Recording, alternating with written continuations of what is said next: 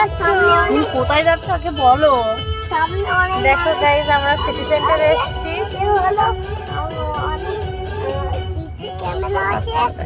আমি দেখতে পেয়েছি বেলুনগুলো নেলেই মারবে। ঠিক আছে, তা তুমি কোথায় এসেছো সেটা তো বলো। সিটি সেন্টারে এসে কি করবে? সে এখন লিফটে উঠেছে।